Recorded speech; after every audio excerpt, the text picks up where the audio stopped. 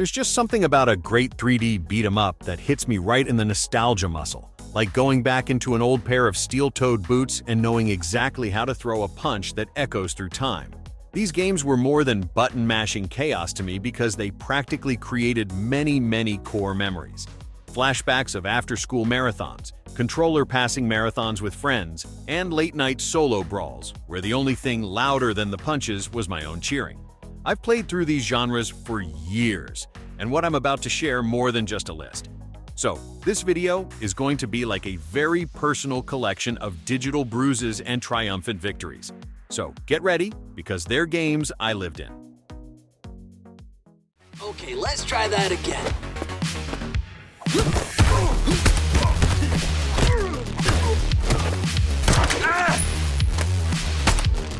Watch out! Midnight Fight Express. No time for breakfast when you're busy breaking faces before sunrise.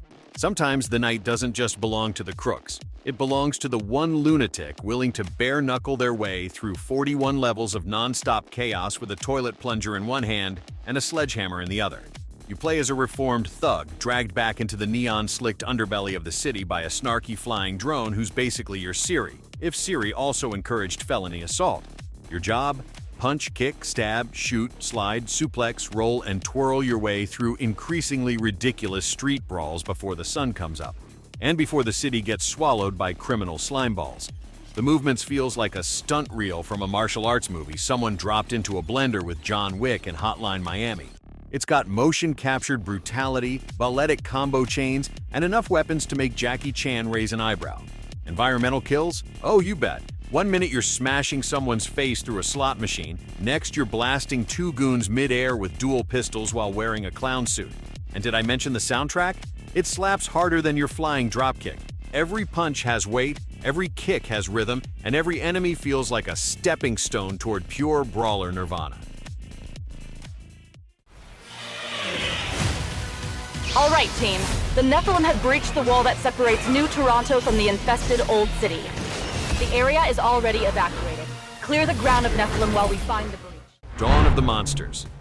There's nothing quite like leveling an entire city block with your fists while roaring like a skyscraper-sized kaiju hopped up on justice. That's the kind of therapy you're signing up for here, where the solution to Earth's monster invasion is more monsters. Except these ones are on our side, babe. You'll take control of 4 massive guardians, each looking like they just walked off the set of a Saturday morning cartoon with vengeance in their eyes and skyscrapers under their feet. The gameplay is pure smash and slam satisfaction, blending old-school side-scrolling beatdown mechanics with fighting game flair and city-leveling destruction. You're basically grabbing chunks of buildings to swing like baseball bats, hurling enemy limbs like javelins, and unleashing screen-clearing rage and cataclysm attacks that make the earth tremble. And just when you think you've mastered the chaos, the game says, here, have some augments, letting you tweak your monster's powers until you've basically created the Godzilla of your dreams. Like the night I killed your father. You want revenge? Show me. Sifu? There's revenge stories. And then there's this tale of blood, bruises, and birthday candles. You start off young, full of fury, fists, and flawless bakmei kung fu, but every time you die, you come back older. Wiser, yes. Deadlier, definitely, but with knees that start cracking louder than your punches. As you hunt down the 5 maniacs who wrecked your family and your life, you're not just fighting enemies, you're fighting time, mortality, and your own impulse to go full John Wick when mercy might be the better path. The combat feels like stepping into a live-action kung fu film that's also trying to teach you discipline while repeatedly punching you in the gut. You'll parry, dodge, counter, sweep, vault, and faceplant a lot across tightly choreographed encounters where every swing could be your last, or your next lesson. The aging mechanic is equal parts genius and existential crisis. You get stronger with age, but your health bar gets shorter than your patience in a boss fight. And speaking of bosses, these psychos don't play fair. One's throwing vines at you, another is launching fire, and one straight up weaponizes trauma. But behind all the bone-breaking action lies a story that evolves into a meditative lesson on forgiveness, legacy, and the martial way.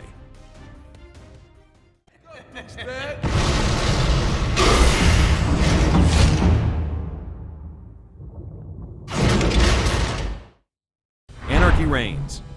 I've been playing a lot of chaotic brawls, but nothing, and I mean nothing, prepares you for this kind of mayhem.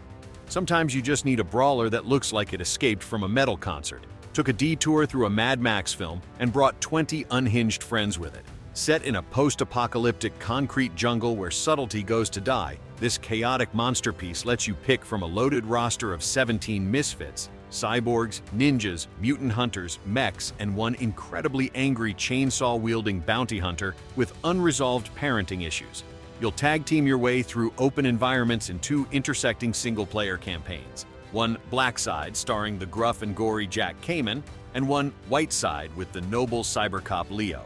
When both sides collide, it all erupts into a final Red Side campaign that's basically the beat-em-up version of a bar fight inside a volcano. Each character has their own unique combo chains, super attacks, and weapons, which means every punch feels like a signature move from a Saturday morning cartoon for maniacs. Outside of the story, there's online mayhem too. Deathmatch, cage matches, tag battles. It's like Smash Bros for grown-ups who eat steel for breakfast. Toss in cameos from Bayonetta, morally complicated plots about justice and vengeance, and boss fights that escalate into anime-level absurdity. And what you get is a glorious, brutal, ridiculous masterpiece. There's no rush. This is your last chance to come in clean. What's he gonna do? Arrest me? Call me a rogue cop?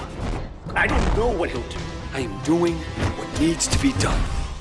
Sleeping Dogs. This is also an open-world game, but has some amazing brawler action that we usually don't see. I'm still looking out for the sequel of this game. Ever wanted to juggle being a lethal martial artist, an undercover cop, and Hong Kong's most fashionable karaoke champion, all before lunch? That's exactly what you'll dive into here, where fists fly faster than traffic in Mongkok and justice is served with a side of roundhouse kicks. You step into the designer knockoff shoes of Wei Shen, a cop so deep undercover in the triads that even his therapist probably thinks he's a criminal. What sets this open-world bruiser apart isn't just the setting, although neon-drenched Hong Kong is a stunner. It's the bone-crunching combat system that turns alleyway brawls into full-blown kung fu ballets. Wei's moves feel straight out of a Shaw Brothers flick, complete with environmental takedowns that'll have you slamming goons into electrical panels, dumpsters, and yes, even swordfish.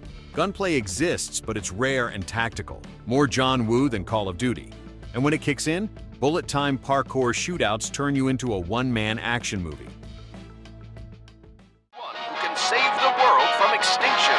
If he can't do it, no one can. Oh, me? Viewtiful Joe. You know you're in for something wild when your average moviegoer boyfriend gets sucked into a film, gets handed a superhero watch, and instantly decides his new catchphrase is "Henshin a go-go, baby." What follows is a psychedelic joyride through Movieland, a place where gravity is optional, explosions are mandatory, and punching giant sharks in the face is just the warm-up act. Armed with slow-mo, speed-up, and zoom-in powers that would make even a Hollywood director jealous, our red-suited hero flips, kicks, and pummels his way across every film genre imaginable. The gameplay is old-school side-scrolling beat-em-up meets cinematic puzzle chaos. You'll use VFX powers to dodge like a ninja in slow motion, shred through hordes with Mach speed, and strike dramatic poses mid-fight with zoom in. It's not just flash. The mechanics reward you for chaining stylish combos, knocking enemies into each other like dominoes, and solving film-inspired puzzles like a martial arts MacGyver with a film degree. What a game, man. Great game that needs an immediate remake. Okay.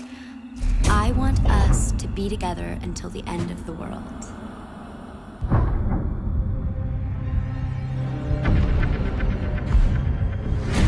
Jenny. Splatterhouse.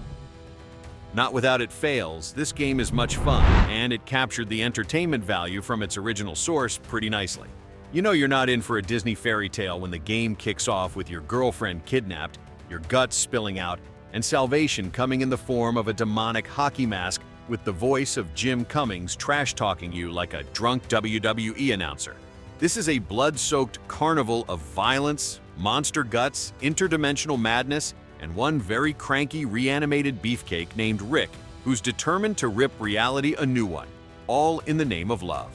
This reboot is all about ultra-violence and unholy vengeance. with combat that feels like a Slayer concert for your thumbs. You'll chain together grotesque combos, yank out rib cages like party favors, and use your own severed limbs as makeshift weapons. The gore isn't just for shock value, it's currency. The more blood you collect, the more devastating your abilities become. You'll unlock new moves, upgrade your freak strength, and perform finishing splatter kills that would make Mortal Kombat blush. And yes, if you lose an arm, no big deal. It'll grow back, eventually. This game is really fun, and it captured the entertainment value from its original source pretty nicely.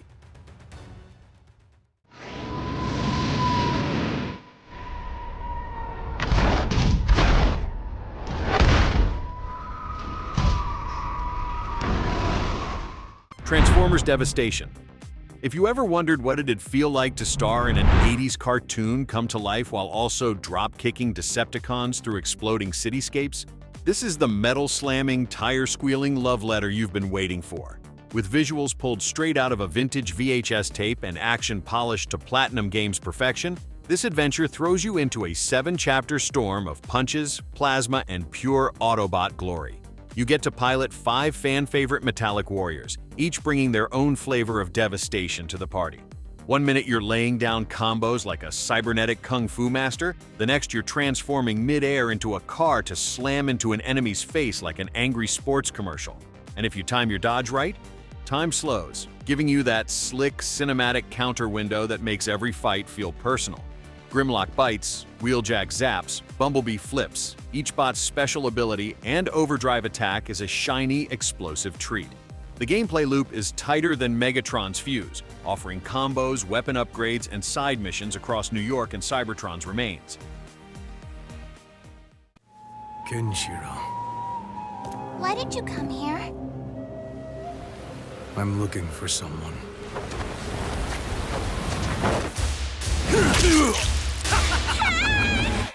Fist of the North Star Lost Paradise. Coming off the metal-crunching glory of robot-on-robot warfare, I thought things might settle down. Nope. Post-apocalyptic wastelands, exploding skulls, and pressure points that make people combust like overripe fruit? Yeah, this one doesn't do subtle.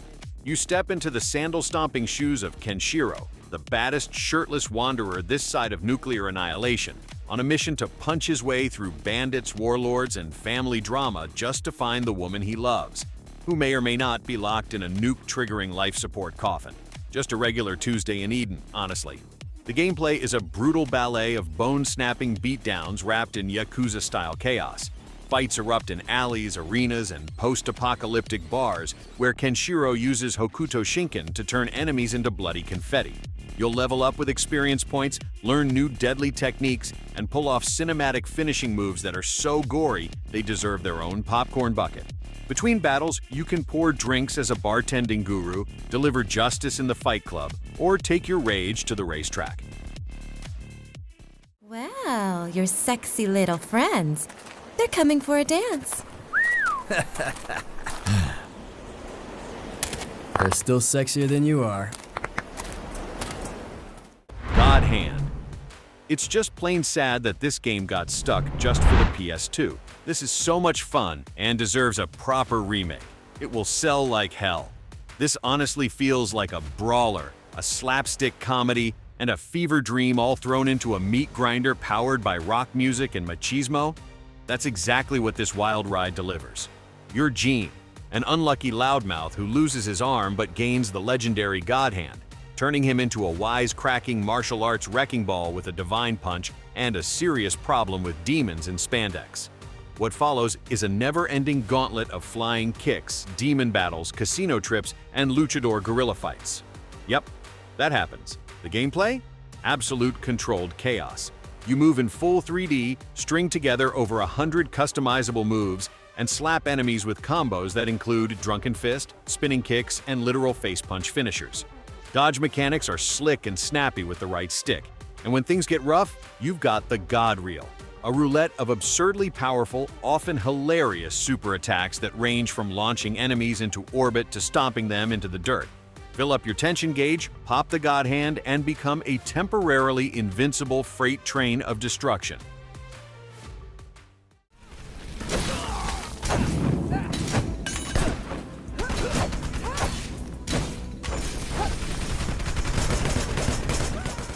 Wanted Dead. I know a lot of critics have panned this game, but believe me, if you are like someone who loves beat-em-ups, this game hits the right chords. Have you ever played a game where you're slicing dudes in half with a katana, doing slow-mo John Wick pistol combos, then suddenly you're watching a full-blown anime cutscene while eating ramen in a rhythm minigame? Welcome to a fever dream that is this glorious cyberpunk chaos machine. You're Hannah Stone, a no-nonsense cybernetic ex-con turned elite enforcer who's traded her prison cell for a badge, a blade, and a mountain of problems that usually end in blood splatters. Gameplay is a glorious mess, in the best way possible. One minute you're gunning down mercs in cover-based shootouts, the next you're flipping over tables to decapitate enemies mid-air while juggling them with gunfire and sword strikes. The transitions between third-person shooting and hack-and-slash combat are slick and brutal, often blending together in cinematic takedowns that would make a samurai blush and a John Woo movie weep. There's a skill tree to buff up your deadly versatility, letting you build stone into a high-tech storm of gun-fu and katana carnage.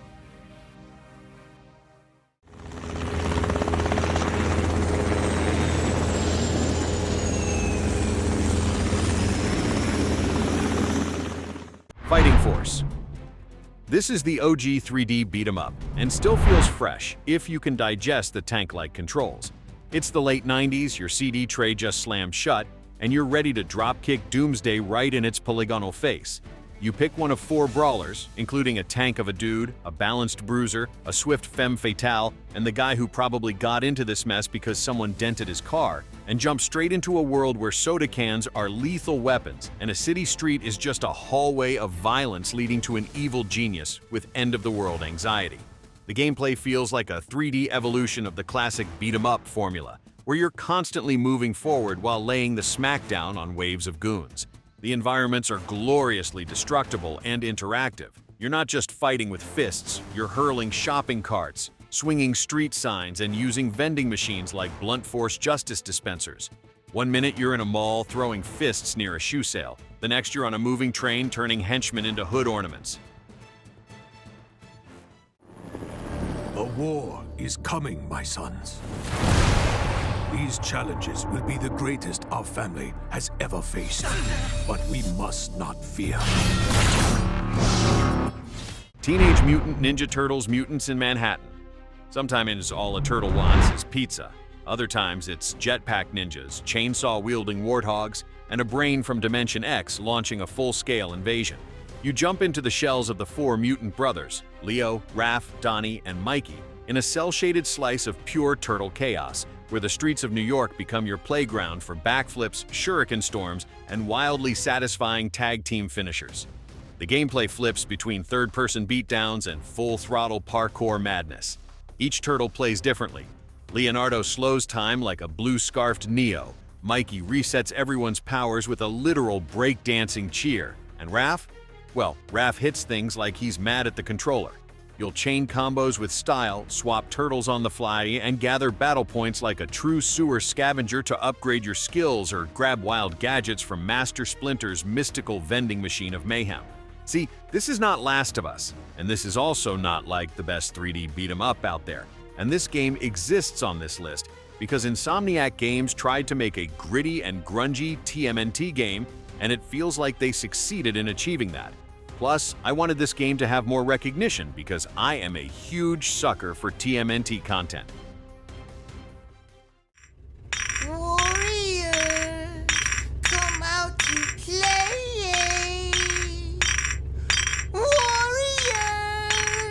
come out to play. The Warriors.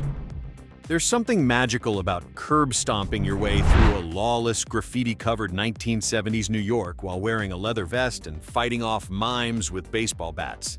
You take control of the Warriors, Coney Island's scrappiest street gang, as they rise through the gangland ranks and get framed for a murder that puts every other gang and the entire NYPD on your back.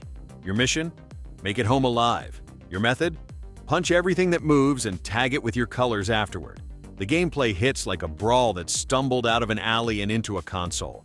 It's gritty, it's nasty, and it's gloriously chaotic. With a fighting system that feels both raw and responsive, You'll bust out headlocks, slams, throws, and rage-fueled finishers that turn enemies into pavement art. But it's not just fists. You'll loot, mug, tag turf, steal car stereos, plant evidence, escape from cops, and chase lunatics in clown makeup through Central Park. And between missions, you're beefing up your crew at your Coney Island HQ with workouts and side jobs like a gangland version of P90X. Every one of these games took a swing at me, and I loved every second of it.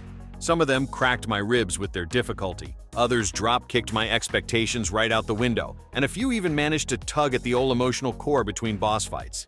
But all of them left a mark. These are best of the genre. They're the ones that stuck with me, buried deep in my muscle memory and gaming soul. If you've played them, then you know. If you haven't, trust me, you're in for some gloriously bruised thumbs and unforgettable brawls. So here's to the late nights, the broken controllers, the pixel blood, and the glorious chaos. Long live the 3D beat-em-up, 3D Beat. We can save her if you trust me, if you put me on. What have you done to me? What am I? What am I?